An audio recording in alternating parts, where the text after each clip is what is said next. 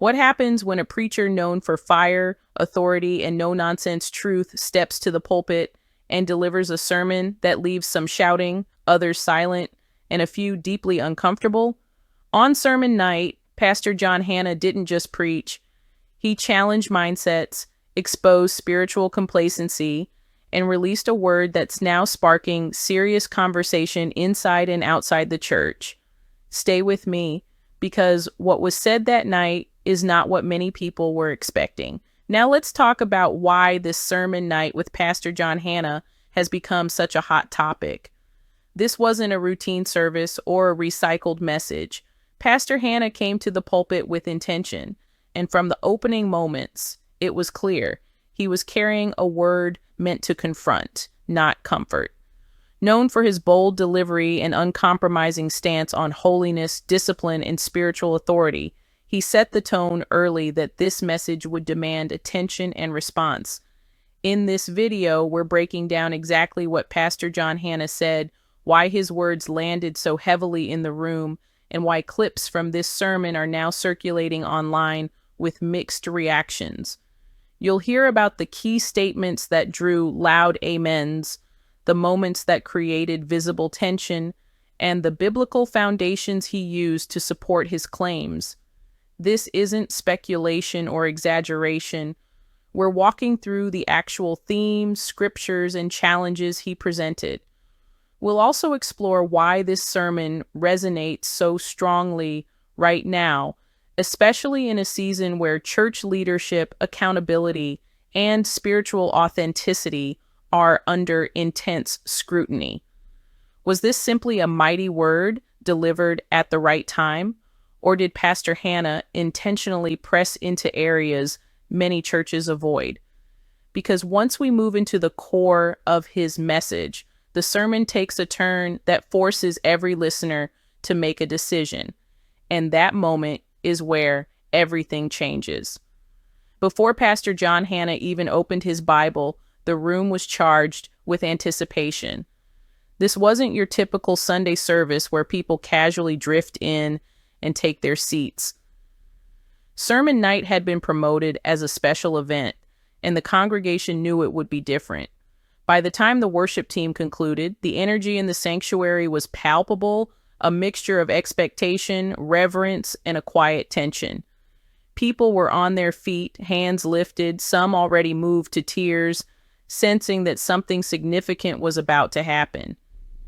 Several attendees described the atmosphere as almost electric. Phones were out, recording every moment, but there was also a collective understanding that what was about to unfold was more than a performance. It was a message with weight, one that would challenge both comfort and complacency. Ushers noticed the congregation pressing closer to the front, leaning in as if drawn by an unseen force, anticipating the first word. When Pastor Hanna finally stepped onto the platform, the room hushed. He didn't rush in with theatrics or extended greetings. Instead, he paused, scanning the crowd with a quiet intensity that immediately commanded attention. That stillness created tension, a silence that made the worship-filled atmosphere almost unbearable for some. It was as though the room collectively held its breath, waiting for what was coming next. Then he spoke his opening line, not as a casual greeting, but as a declaration that immediately set the tone for the night. He warned that comfort would not be the goal, and that this sermon was designed to challenge, convict, and reveal truths that many preferred to ignore. The reactions were instantaneous. Some leaned forward in anticipation, others shifted nervously in their seats, sensing that the word to come would not be easy to receive. And then, in a moment that attendees later called unforgettable, Pastor Hanna dropped the first statement that truly divided the room, a bold assertion about spiritual complacency and the dangers of faith without action. That single line marked the point where the sermon transformed from routine preaching into something far more intense. What he said next would begin to challenge every person in that room, and it set the stage for a message that many would not forget. Do you want me to continue with the next section now and make it longer, diving into the opening declaration and the first controversial statements. As Pastor John Hanna delivered his opening declaration, the sanctuary seemed to shift in unison. His voice was calm but authoritative, carrying a weight that demanded focus. He didn't start with light encouragement or feel-good statements. Instead, he immediately addressed a topic that struck at the core of modern church culture: spiritual complacency. He called out what he described as faith without fire, a religion that looks busy on the outside but is empty on the inside. That phrase alone caused audible reactions, with some people nodding in agreement while others exchanged uneasy glances. He emphasized that many in the room, including seasoned leaders, had fallen into a pattern of performing rituals without pursuing true transformation. He referenced scripture, highlighting the dangers of being hearers of the word but not doers, warning that activity without obedience can create the illusion of progress while leaving hearts stagnant. This wasn't vague preaching. He provided real-life examples from ministry contexts, describing leaders who were gifted but avoided correction, members who eagerly sought prophetic words but neglected practical obedience, and communities that celebrated visibility over spiritual depth. Then came a line that many attendees later described as electrifying: God will not honor what he has not authorized. The clarity and precision of that statement silenced the room for a moment. Pastor Hanna unpacked this, explaining that influence, gifts, and opportunities are only effective when aligned with God's instructions. Popularity, applause, or even perceived success cannot replace divine approval. He drew parallels to biblical examples of leaders who possessed gifts but failed in character, men and women who were chosen but stumbled because they refused accountability. This section of the sermon also carried a personal edge. Even though he didn't call out specific individuals, many in attendance later admitted feeling as if the message was directed straight at them. He challenged the audience to examine where their own faith had grown comfortable, to question whether they were operating under God's authority or merely following their own agenda. Some people responded with loud amens, while others remained silent, clearly wrestling with the weight of what had been said. Then, just as the intensity peaked, Pastor Hanna paused. This was not a dramatic pause for effect. It was a deliberate moment for reflection. The congregation could feel that the core of the message was still ahead. He looked out across the room and warned that the hardest truths were coming next, truths that would separate those ready for transformation from those who preferred comfort over conviction. The suspense in the room was palpable, and it left everyone waiting with bated breath. This opening declaration set the tone for the rest of the night, a sermon that was not here to entertain, but to challenge, provoke, and awaken spiritual awareness. What Pastor Hanna revealed next would push even seasoned believers into deep reflection, and that's exactly what we'll explore in the next section. After that commanding opening, Pastor John Hanna shifted the focus inward, turning his attention to the internal state of the church and the personal lives of those in attendance. The atmosphere changed immediately. The congregation, already attentive, grew even more silent, sensing that the next part of the message would challenge not just behavior, but beliefs. He began to address what he called the silent epidemic of spiritual complacency disguised as devotion. He explained that many believers are active in ministry, serving, teaching, leading worship, yet remain disconnected from true intimacy with God. Their service, while visible and often celebrated, can mask inner disobedience, unresolved struggles, or avoidance of accountability. Pastor Hanna detailed how people might faithfully attend services, give offerings, and participate in church programs, yet neglect private disciplines like prayer, personal study of Scripture, and submission to godly correction. These patterns, he warned, create a dangerous illusion of faith. Using scriptural examples, he highlighted leaders who were gifted and influential, but fell because of private compromises. He referenced King Saul, who outwardly appeared to lead faithfully but disobeyed God in key moments, and the story of the rich young ruler who had wealth, influence, and religious knowledge, yet could not surrender his heart. These examples were not just biblical lessons. Pastor Hannah tied them directly to modern ministry challenges, demonstrating that spiritual failure often begins quietly, behind the scenes, and escalates when unchecked. What made this section particularly striking was the personal tone. He addressed the congregation as though each listener was being spoken to individually, pointing out patterns that many recognized in themselves or others. Attendees later admitted feeling convicted. Some shifted uncomfortably in their seats. Others nodded slowly, acknowledging their own areas of spiritual compromise. He emphasized that exposure is not punishment, rather it is a call to alignment, a chance to correct course before mistakes lead to consequences that affect not only personal life, but the wider community. Then came another moment that left the room tense. Pastor Hannah warned that God allows exposure in order to protect and refine, not destroy. He reminded the congregation that spiritual oversight is necessary, and that ignoring correction leads to stagnation, broken leadership, and, in some cases, public failure. This was a direct challenge to both leaders and members alike, to examine their faith honestly and to respond to divine guidance without defensiveness. He ended this section with a suspenseful statement. The hardest part of this message is still ahead. What I'm about to reveal will test your willingness to respond, not just listen. That cliffhanger left the room in quiet anticipation. It was clear that the sermon was not over, and that what followed would push even deeper into difficult truths that many churchgoers avoid discussing openly. After confronting the congregation with uncomfortable truths about spiritual complacency, Pastor John Hannah shifted into a section of the sermon that many later described as intense, sobering, and challenging. This was the part where he pressed directly into personal and corporate accountability, the kind of message that doesn't let listeners walk away unchanged. He began by addressing a critical issue in modern church culture, the tendency to mistake popularity, emotion, or visibility for spiritual authenticity.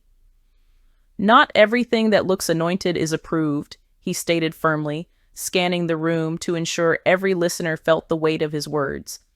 Volume does not equal virtue. Applause does not equal approval.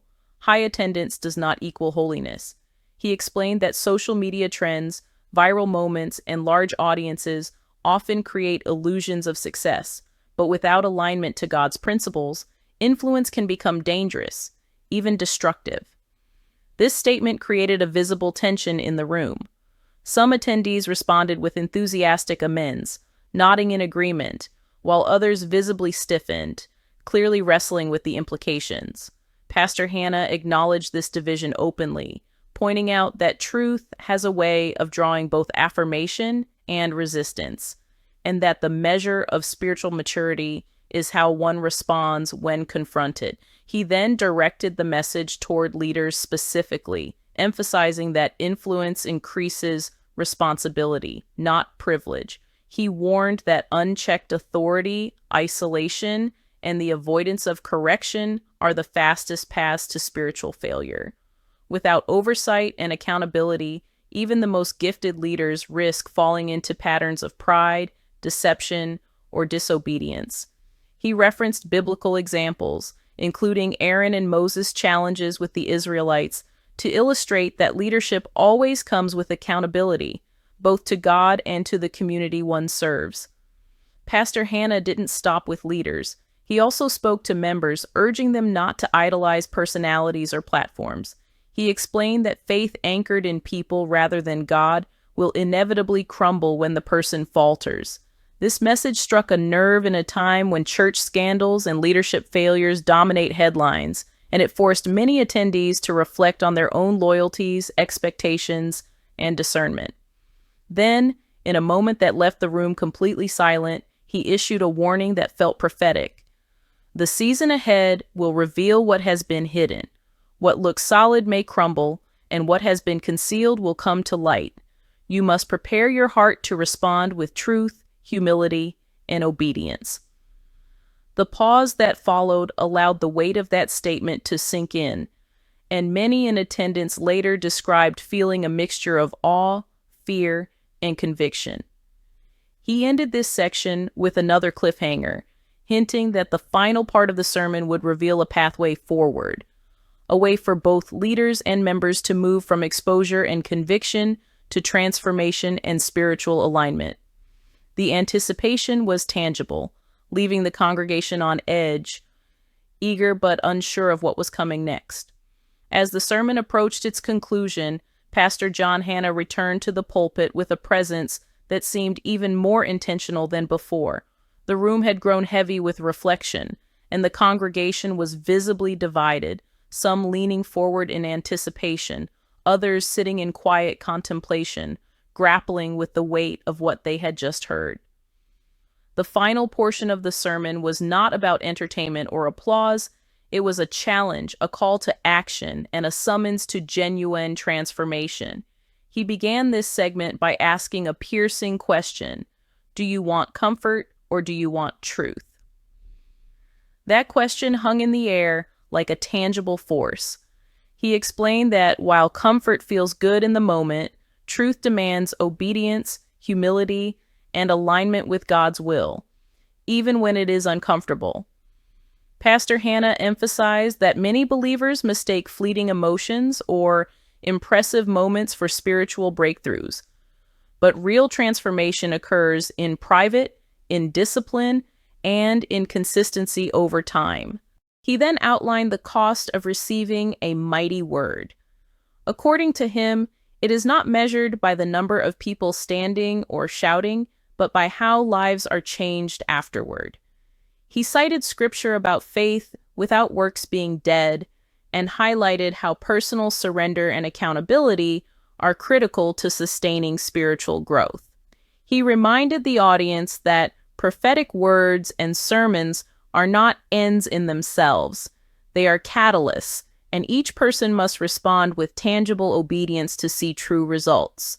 What made this section particularly powerful was the balance of challenge and hope.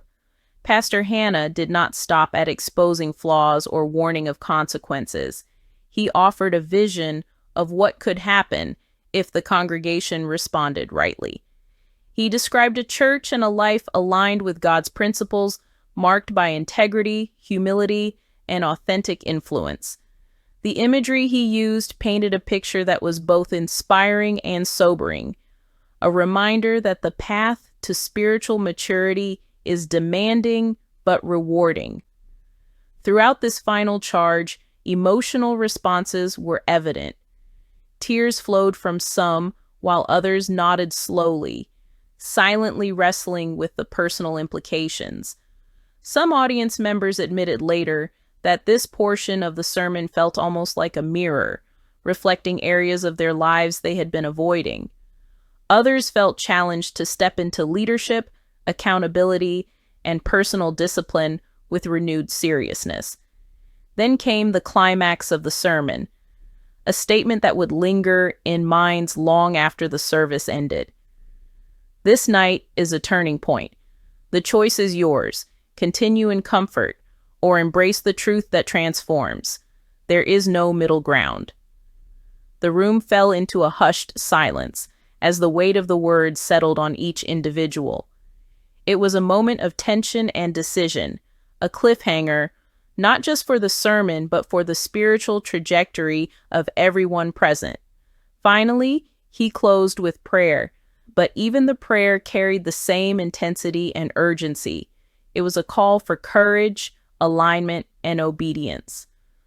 As the congregation left the sanctuary, the reactions were mixed. Some uplifted and inspired, others convicted and challenged, and a few visibly shaken. Social media clips of the sermon began circulating almost immediately, sparking debates, discussions, and a viral conversation about whether Pastor John Hanna had delivered a mighty word or pushed listeners into uncomfortable territory.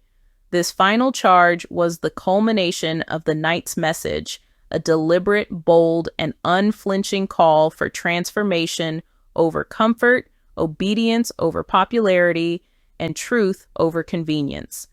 And while the lights dimmed in the sanctuary, the impact of that sermon night was only beginning to unfold, both in hearts and online conversations. Even after the final prayer and the last attendee exited the sanctuary, the weight of sermon night with Pastor John Hanna remained undeniable. This wasn't a message that faded into memory or became just another clip on social media. It was a sermon that demanded reflection, conversation, and action. Those who attended described leaving with a mixture of awe, conviction, and anticipation, feelings that lingered long after they stepped out into the world beyond the church walls. What made this night so powerful was the combination of authority, authenticity, and accountability. Pastor Hanna didn't speak to entertain. He spoke to awaken, challenge, and catalyze transformation. From confronting spiritual complacency to issuing a warning about accountability and alignment, the sermon was carefully crafted to expose both personal and corporate blind spots.